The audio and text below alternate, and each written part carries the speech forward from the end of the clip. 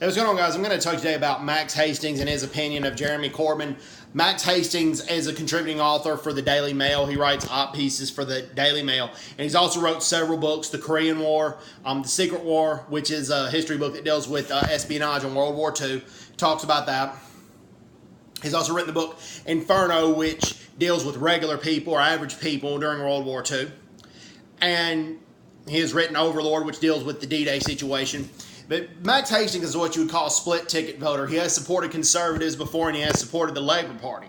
But Max Hastings is not a fan of Jeremy Corbyn. Okay, back in 2015, Hastings wrote an article for the Daily Mail, an opinion piece, and he talks about how while Jeremy Corbyn has never declared his public support for the IRA, at least when Jeremy Corbyn was crowned opposition leader of the Labour Party, he refuses to condemn the IRA, and he has attended funerals for several of its members. And he has also been invited by Sinn Féin, which is a pro-IRA party. He has been invited by Sinn Féin to attend party meetings and party gatherings. Also, Jeremy Corbyn does express his support for Hamas and Hezbollah, and he thinks it's wrong to call Hamas a terrorist organization. He says that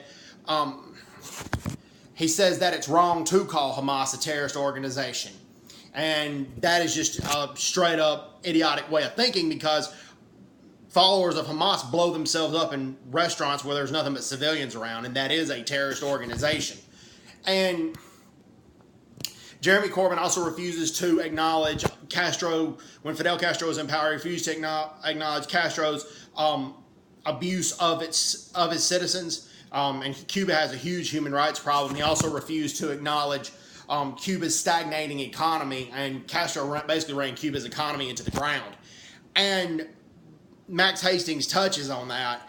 And also, when Jeremy Corbyn, now that he's opposition leader, he has to by law, but before he became opposition leader, he was one of the few politicians that were denied security clearances to go visit MI5, MI6, and SAS headquarters in Hereford, England, because he was viewed as somebody that the military couldn't trust, and a lot of them I don't believe can trust him, because he'll condemn quote-unquote atrocities against the IRA by British soldiers, but he won't condemn it the other way around. And that is just, that's not somebody who needs to govern the UK if that's the way they think. He says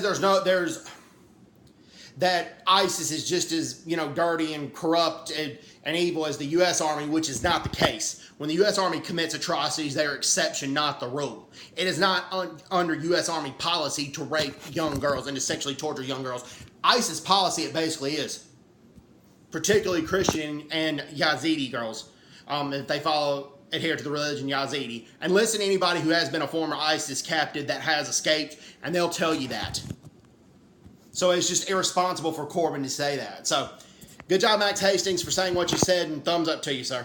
Hope everyone's doing well. Take care. God bless everybody. Bye-bye.